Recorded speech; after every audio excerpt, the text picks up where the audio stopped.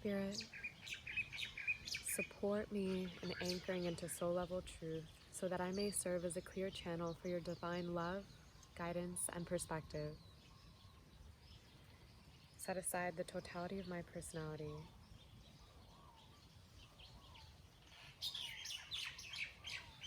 and allow me to see full moon money magic as they are seen in the light of the Akashic Records. Help me to know them as they are known in the mind of spirit, and enable me to share all the communication of our ethereal beloveds with integrity, clarity, and love.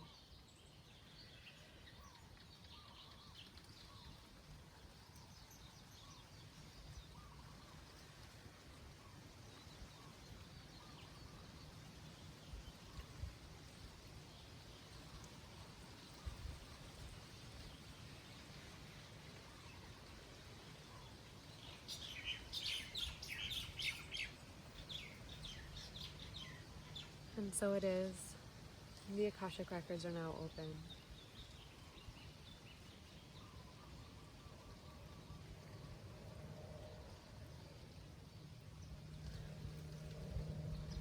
The first thing I was seeing as I was saying the prayer was this beautiful golden light streaming in through each and every one of us, and it was this light that was illuminating this remembrance of the inherent value of our being and of our unique gifts, not needing them to be any more than they are, and instead really opening our hearts to receive and our eyes to perceive the value of all that we are and all that we bring. Just our natural expression, simply our presence. It's like there's so much value and abundance and prosperity inherent within that. And I see the way it is bubbling out from each and every one of us in ways that we don't even always recognize. It's almost like at times we can take for granted who and how we are and the immense value of it and how it is impacting the world around us and having these glorious ripple effects and creating such beauty for all of humanity. And that is the true prosperity and the true abundance. And when we recognize that, when we receive our own value, we live the abundance and prosperity that we already are. There truly is no lack because there's no lack within us. We have access to endless wisdom and endless knowledge and endless energy and to infinite possibility. And when we are sourcing from within that, in our being, in our believing, and our behaving, then it is reflected back to us in our experience. Ultimately, if we ever have an experience of lack or of not good enough, it is actually our creative energy that is believing that and projecting that onto life and then receiving that reflection. But it's not real. It's not real. It's not true. We are the Big Bang, eternally expanding out into infinity, and lack cannot exist because all that could ever be is. So all that we can imagine, all that we could dream, all the prosperity of the world is ours to experience. And invitation to let go of this limited linear way that we've been so conditioned to perceive everything, oh, we have, minimal resources even, or anything like that. It's there's something not inherently true about that. It's about how we are honoring and relating to our resources, not that they are limited, not that there is any sort of lack. Even when it comes to money, it's this construct that has been created and tainted by the human mind and by ideas of lack and ideas of separation and ideas of greed. But ultimately, money is energy. And what is energy? Energy is love. It's God, it's source, it's spirit. There's nothing inherently wrong or bad or dirty about money. It's about how humanity has been relating to it and using it and placing money above love. But really, the truth is that they are one. We bring money into our experience of life when we offer a service to others. When we take our life force energy, our sacred and precious time and creativity and being, and we create something, We offer something, we give something, which is then a value to another human being. And they give us money for it. And when we spend money, it's often viewed as, oh, I just spent $2,000, now I have $2,000 less. So many people are trying to like save money, like less with money, but what is spending money? It's the recirculation of that energy, of that love into another human being. Every time you spend money, it is given to another human being. Like every single time. So releasing these constructs of like, even ideas of like, I don't need money. It's like we change the system from within it. And invitation to like release any sort of judgment of, let me feel into it, almost like accruing money or accruing wealth or having that be someone's like priority in life, because money is power. When we have a lot of money, that's a lot of energy, that's a lot of power. Whatever we direct the money towards grows.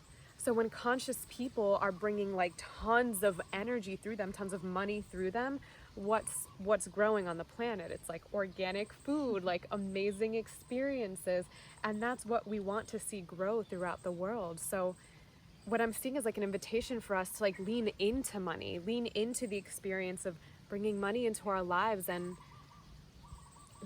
doing it with love, like with grace, like every dollar that comes towards us, just with love and reverence. Like I created this offering for you, and like bringing it back into us, letting go of the idea of the need for charity, because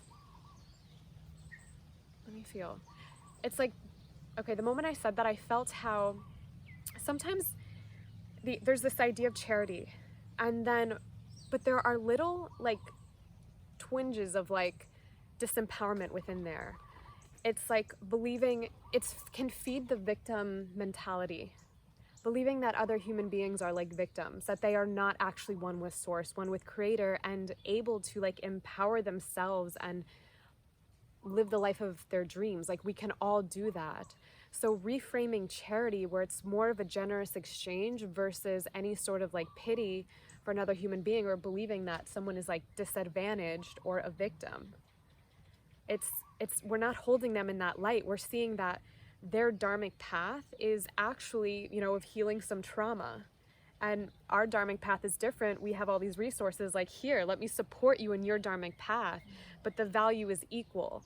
It's not charity. It's not I give to you because poor you, because you can't give back. It's like, no, you're giving back by healing all sorts of stuff on behalf of the collective, and being really mindful of how we're relating to money, ideas of charity, ideas of money being bad, judgments of people who accrue wealth, judgments of like the world's wealthiest.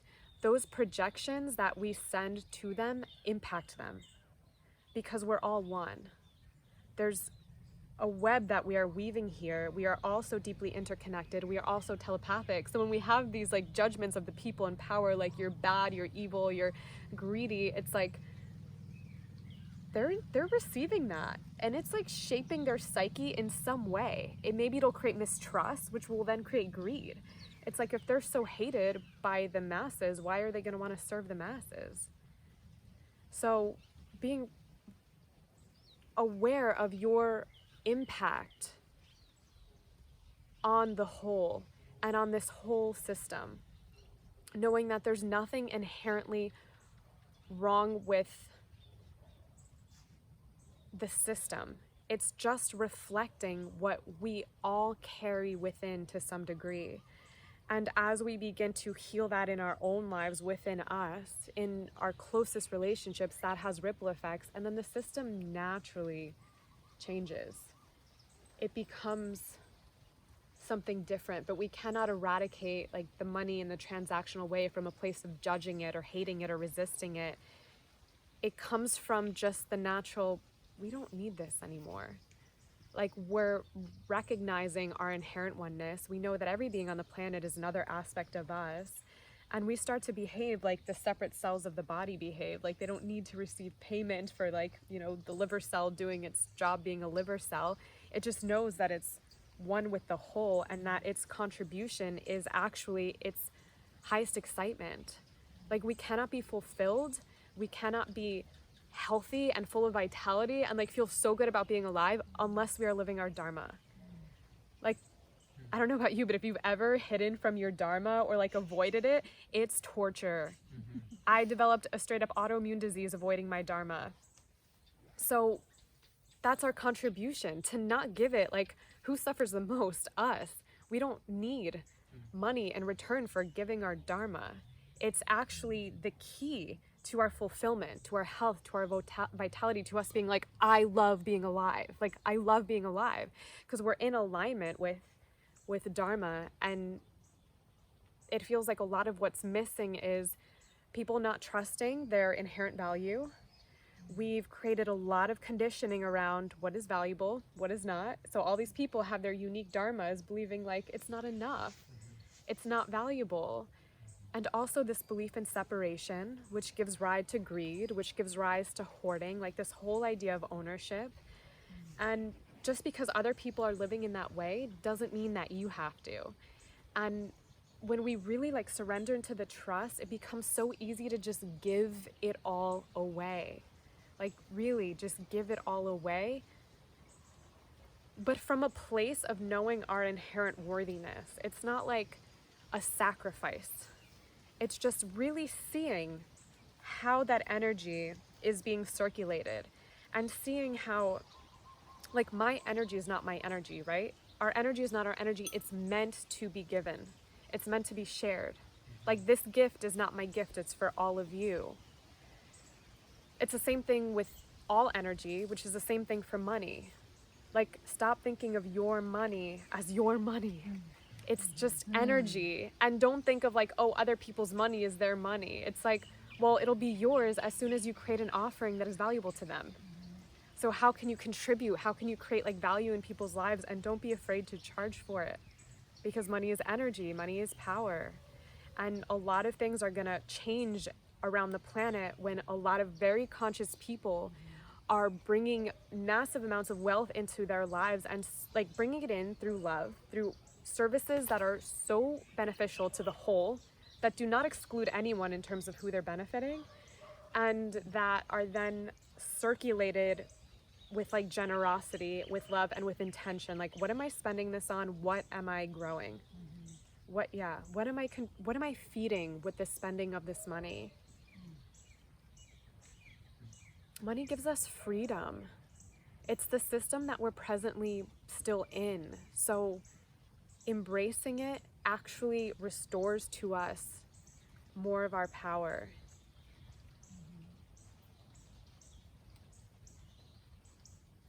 It's like an extension of just our natural way. It really is. To have money, to have means. From that perspective, money becomes a beautiful thing. It serves us. We can use it to generously serve the people around us. So no shame in bringing in the money and then circulating it in ways that heal. As the money flows through you in that way, it carries the imprint of what you carry. So it's like you bring the money in through your offering of love, through you living your dharma, and also receiving your worth. And then you circulate it, honoring another being's worth, and like the money carries that, and then the money becomes love. Because we won't eradicate money until money has become love. And like it's like every dollar we move through us in that way carries that frequency. So wherever you've circulated it, it's received in that way. So to have this intention of like accruing like millions of dollars, like go for it if that's your dharma. If part of your dharma is like, healing the whole money game, healing the whole money story, there's no shame around that. It's not bad, it's not evil, it's not wrong. There's a beauty to it, there's a power to it. And it's okay to really claim your power, to claim your abundance, your prosperity, your worth. You're not taking from anyone else. There isn't a limited amount of money. There is not a limited amount of resources. It's just about how we've been relating to it that makes it feel so limited. The way that it's been, like, it just hasn't been valued and like really held as like so precious, all the resources that are here. but there's more than enough to support life and to support abundance and prosperity for each and every one of us, because that is our birthright, that is our nature. This experience is not, it's not limited. It's not like there's X amount. It's like the mind is so, it's limited, it's linear, but the reality is infinity and eternity. And it's that way with money, and it's that way with our resources. When we're accruing wealth, we're not taking it from anybody else. When we're moving lots of money through us, it can be a gift and a service and a blessing to all.